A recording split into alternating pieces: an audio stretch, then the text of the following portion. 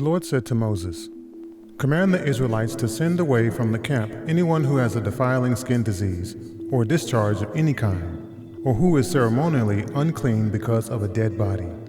Send away male and female alike. Send them outside the camp so they will not defile their camp, where I dwell among them." The Israelites did so. They sent them outside the camp. They did just as the Lord had instructed Moses. The Lord said to Moses, "Say to the Israelites, any man or woman who wrongs another in any way, and so is unfaithful to the Lord is guilty, and must confess the sin they have committed. They must make full restitution for the wrong they have done, add a fifth of the value to it, and give it all to the person they have wronged. But if that person has no close relative to whom restitution can be made for the wrong, the restitution belongs to the Lord and must be given to the priest, along with the ram with which atonement is made for the wrongdoer. All the sacred contributions the Israelites bring to a priest will belong to him. Sacred things belong to their owners, but what they give to the priest will belong to the priest." Then the Lord said to Moses, "Speak to the Israelites and say to them, if a man's wife goes astray and is unfaithful to him, so that another man has sexual relations with her, and this is hidden from her husband, and her impurity is undetected, since there is no witness against her and she has not been caught in the act, and if feelings of jealousy come over her husband, and he suspects his wife and she is impure, or if he is jealous and suspects her even though she is not impure, then he is to take his wife to the priest. He must also take an offering of 1/10 of an ephah of barley flour on her behalf. He must not pour olive oil on it or put incense on it, because it is a grain offering for jealousy, a reminder offering to draw attention to wrongdoing. The priest shall bring her and have her stand before the Lord. Then he shall take some holy water in a clay jar and put some dust from the tabernacle floor into the water.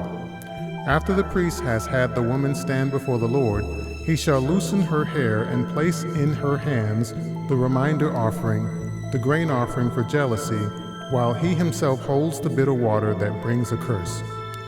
Then the priest shall put the woman under oath and say to her, if no other man has had sexual relations with you, and you have not gone astray or become impure while married to your husband, may this bitter water that brings a curse not harm you.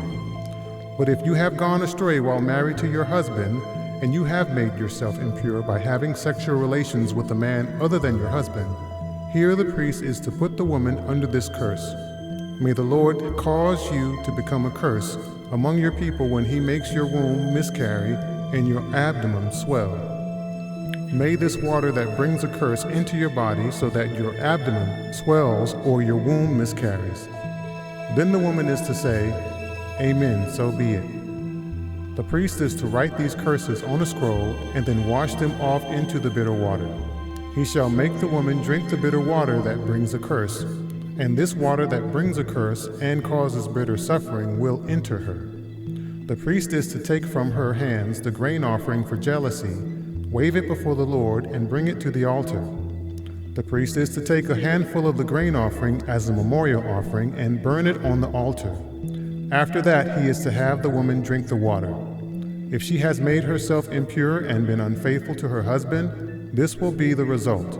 When she is made to drink the water that brings a curse and causes bitter suffering, it will enter her, her abdomen will swell, and her womb will miscarry, and she will become a curse. If, however, the woman has not made herself impure, but is clean, she will be cleared of guilt and will be able to have children.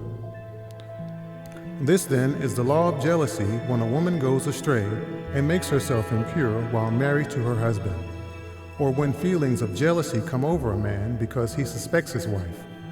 The priest is to have her stand before the Lord and is to apply this entire law to her. The husband will be innocent of any wrongdoing, but the woman will bear the consequences of her sin.